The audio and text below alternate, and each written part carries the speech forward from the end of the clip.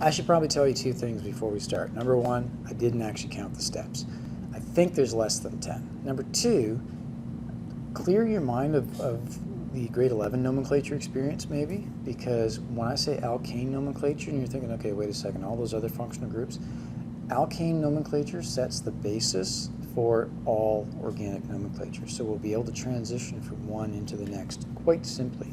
A couple little things will have to be tweaked. One of them we'll actually touch on today.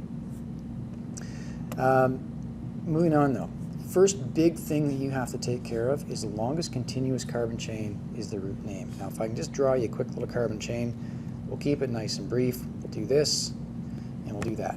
Longest continuous carbon chain is right here, 4. Or I suppose I could say 1, 2, 3, 4, almost. But the continuous chain means going from carbon to a carbon to a carbon to a carbon without lifting my pen and going back, and without doubling back. So I can't go from carbon on the end to this carbon hanging off the side without lifting my pen or doubling back. So the longest continuous carbon chain there was 4. Now those longest continuous carbon chains, because we're talking alkane nomenclature, we're going to name them as alkanes. So if it's a 1 carbon, I don't know, not much of a chain, but it's a methane. And 2 is ethane, and 3 is propane, and so on. I'll give you a second to pause it and write these down. And for each one of these things, we're talking longest continuous chain. So, pausing it. Okay, now you're back. The other thing to keep in mind is that the longest continuous carbon chain, you do have to look for it because it won't always be the straightest. And we'll come back to that in a few minutes as well. Additionally, once you start having other functional groups, they're going to have a different ending. So all of these are named as alkanes because I'm assuming that they're all alkanes.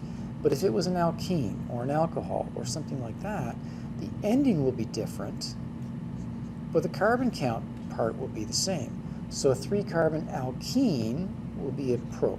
A 6-carbon alcohol will still have a hex in it, that kind of thing. So that's what I mean by the carbon count portion. So I'm going to give you some structures. I'm going to ask you to come up with the root name of each. And that's going to be based on the longest continuous carbon chain. So pause it, figure it out. We'll come back in a second. Okay? So I'm assuming you paused it. I have no way of knowing. But the first one is the heptane. Longest continuous carbon chain, 1, 2, 3, 4, 5, 6, 7. 1, 2, 3, 4, 5, 6, 7. Missed it. Green structure. Now, if you said 6, longest continuous carbon chain, I'm going to start up here just to be different. 1, 2, 3, 4, 5, 6, 7. That's the longest continuous carbon chain, not always the straightest. Now, I'm not going to be going out of my way to kind of mess with your head and trying to give you ones that are just crazy all over the place. But it's also really important that you, A, look for the longest continuous, and B, you don't twist it all over the place going crazy, because you're only going to mess yourself up. And lastly, the pink-purple structure, whatever color that is, longest continuous carbon chain, sorry, that was a heptane as well, is a 9, making it a no name. Okay, moving on. Second big thing. So the first big thing is longest continuous carbon chain. Second big thing you have to take care of and pay attention to in organic chemistry nomenclature is the numbers of, or the position numbers of the groups. So here's a molecule. You'll notice that I have got a longest continuous carbon chain. I'll draw it as the straightest one. And then I've got these groups. So I've got branches on the chain. Now what I have to do is I have to come up with a system of naming that says where those branches are. So what we do, we number the carbons in the chain. And the rule is that they give them the lowest overall numbers. So for this one, my groups could be located, if I numbered it from the left, at the 2nd carbon, 4th carbon, and 5th carbon. Or if I numbered it from the right, I would have them at the, going from this way now, 2nd carbon, 3rd carbon, and 5th carbon. Because these numbers, 2, 3, 5, are smaller than 2, 4, 5, this one should actually be numbered from the right. So if we do something kind of similar on this one, I'll give you a second to look at it as well. Pause it. You don't have to write it down. Count it out. If I numbered it from the left, my groups are at 2, 2, 4, 6. if I numbered it from the right, 2, 4, 6, 6. Even though some of them are the same, my overall lower set of numbers is I get that when I number it from the left. So this structure, as drawn, number it from the left. So 3 structures for you to try, for you to pause and do the count, and decide if it should be numbered from the left or from the right. And to pause, you've got it figured out. And here we go. So the structures would be, the orange structure should be numbered from the left. Green structure should be numbered from the right. And the pink purple structure should also be numbered from the right. There's no left or right hard and fast rule. It's whatever the structure is. When you get to draw it, you get to decide. But when you have to name it, then you don't. Third big thing is, now that I know where those side chains are, I now have to know what they are. So I'm going to give you a partial list now, and we're going to add to it later. So save some room. One of the nice things about organic chemistry is if I have a 1-carbon chain, it's a methane. If I have a 2-carbon chain, it's a propane. If I have a 2-carbon group, it's an ethyl. So it tells me it's a group, but it also tells me how many carbons it is. It tells me it's a group, it tells me how many carbons it is. But wait a second, why do I have 2 for 3 carbons? Think about a 3-carbon chain for a second. So let's draw chains because we don't really need to worry about it. I can have 3 carbons attached here, here, and here. So in a nice neat row where it's attached at the end of the chain. Now of course there would be hydrogens here. Can't forget the hydrogens. Or I could have carbons, 3 carbons that are attached to the middle carbon. And again, I would have 3 hydrogens on the ends and one there. And if I look at this, I've got 1, 2, 3 carbons and 2, 4, 7 hydrogens. Here I've got 3 carbons and 3, 6, 7 hydrogens. So it's the same chemical formula for our group, which means in a lot of ways it's a similar group, but it's not the same group, but they're attached differently. Little secret between you and me, you're going to see this one a whole lot more often.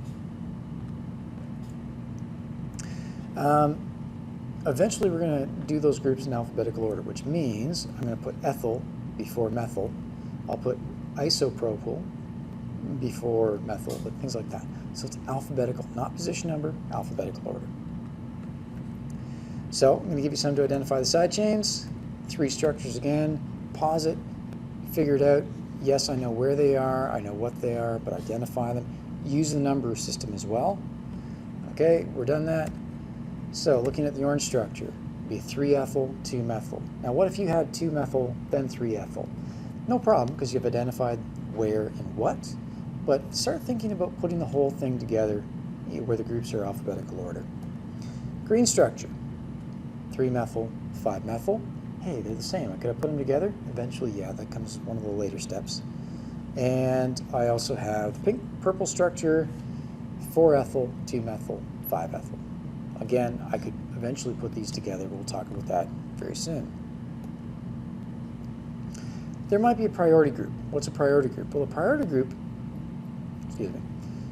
what's a priority group? The priority group changes the functional group, changes the family. So now, instead of talking about an alkane, maybe we're talking about an alkyl halide, where I've got a fluorine, chlorine, bromine, iodine, or a fluoro, chloro, bromo, iodo group. I might also have something that makes it an alkene, alkyne, or an alcohol, or an ester, carboxylic acid, all those other things. What they do, because they are now changing the family, they must have the lowest possible number. So if you think about this structure, where I've got groups here and here and here, oh, hang on, this one, the chlorine group, changes the functional group. So now this molecule is an alkyl halide, which means no matter what, I'm going to number it from the right, even though lowest possible numbers don't work out. I want the lowest possible number on the priority group. Rule 6 and Rule 7, or the 6th and 7th thing you need to keep track of is number, word, number, number. What does that mean? If you're in between numbers and words, it's going to be a dash.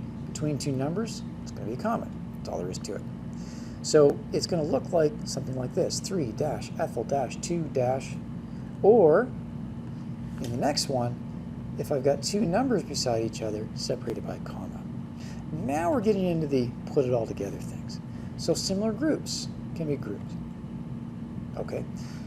They must have a prefix. So just like grade 11 nomenclature, di, tri, tetra, and so on. We won't have to get up to like penta and so on very often. But if there's 2 groups, it's a di. If there's 3 groups, it's a tri. If there's 4 groups, it's tetra. These group prefixes do not influence the alphabetical order. It's alphabetical order by group number. So still methyl groups, just more of them. I know it seems redundant. Well, if I say 3 and 5, obviously there's 2. It's redundant. I know that. What if they're both in the same group? Then it would be, say, a 2,2-dimethyl. You have to do the redundancy. You have to do the repetition. It's okay.